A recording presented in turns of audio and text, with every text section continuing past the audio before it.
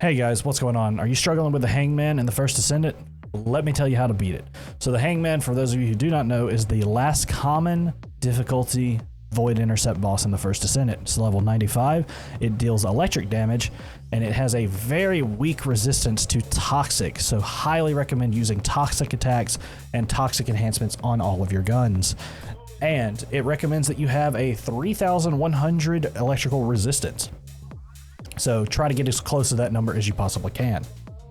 What makes the Hangman so difficult? Well, the best way that I can describe it is the Hangman has a lot of crit points on it and weak points that you can aim for, but the issue is that it's basically if Osu was a real life boss, because this thing moves around so freaking much and it is so annoying to try and keep up with to hit the weak points that it will drive you insane. And I should know, considering I use a sniper rifle and a scout rifle majority of the time. So all you have to do is sit there and just hit the weak points just like you would with every other boss, get his health down as much as you can, and then get ready for the mechanic. Now the mechanic is very interesting. This is the first boss that we get in the game that pretty much has a mechanic that's actually like serious. And the reason I say serious is it is the first boss that has a wipe mechanic.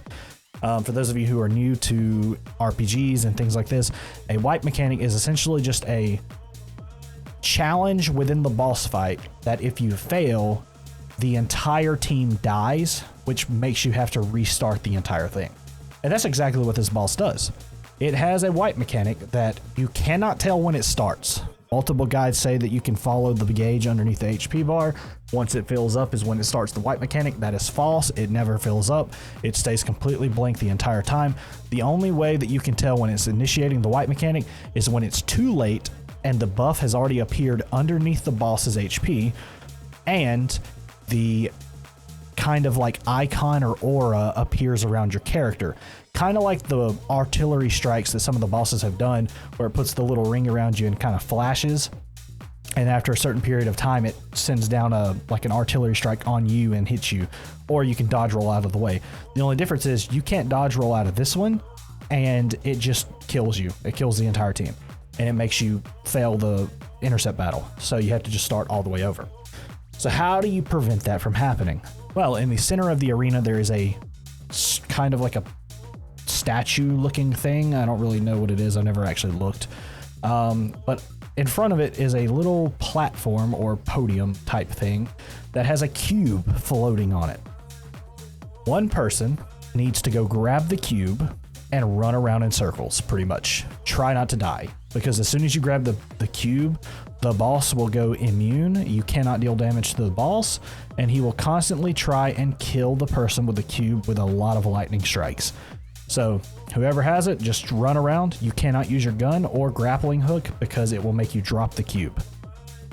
Now, what do all the other players do? All the other players are responsible for trying to stagger the boss and deal damage to the core that is in its mouth.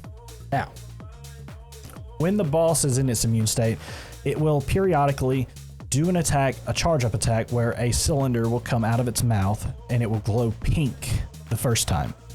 Deal enough damage to it to blow it up and destroy it, and it will stagger the boss. Now, after you've staggered it, after a couple of seconds, the boss will come back to its senses, still immune, and will attempt to do another attack with the same cylinder. This time the cylinder will not be glowing and it will be normal and appear blue in color. Destroy it again to stagger the boss a second time. Afterwards, the person who grabbed the cube can take the cube back to the podium in the middle and place it back on the podium. This will then turn the boss back vulnerable, where you can deal damage to it again, and you can finish off the encounter. It's not too difficult to do. Just make sure that you destroy the cylinder. If you do not, the boss does launch a very wide range attack in the direction that it is looking. And my character himself in the video that you see playing right now has 56,000 defense and 5,000 electrical resistance for this fight. And it still two taps my character if I am not careful. As you can see right there, it got me very, very low. So you do have to be very careful. If you do not have high defense, you will not be able to tank that attack. So apart from that, that is all there is to this encounter. Just making sure that one person is able to take the cube, run around without dying, and everybody else just deals damage to the core or cylinder that comes out of the mouth. Best weapons to use for dealing damage to the cylinder, in my personal opinion, if you have a high fire rate gun, such as a machine gun, I personally use Tamer. It hits the fastest, and the damage is pretty decent and pretty good, so you can usually destroy the cylinder very quickly. If you have a high fire rate scout rifle, those are pretty decent for crits and weak point damage because the cylinder is technically a weak point. And if you have maybe a good hand cannon, possibly. I wouldn't trust the damage to sniper rifles as their fire rate's just much slower and usually do not have a higher magazine capacity. So those are the options that I would go for specifically in most cases. You can also probably use an SMG like Thunder Cage, or even use a assault rifle. So that's pretty much it to this encounter. Very easy, not too difficult, but let me show you what happens when you just have raw damage output.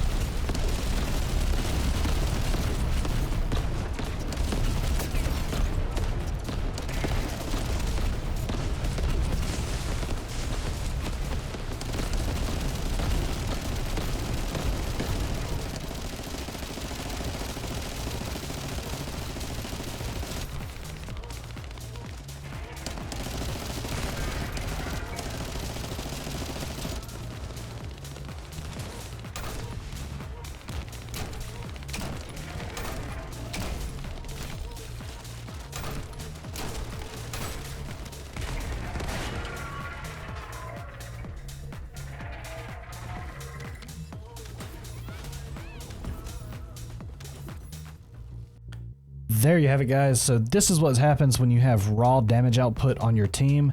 It's very useful, but to get to this level, you pretty much have to have already beaten it or have friends that have already beaten it as well.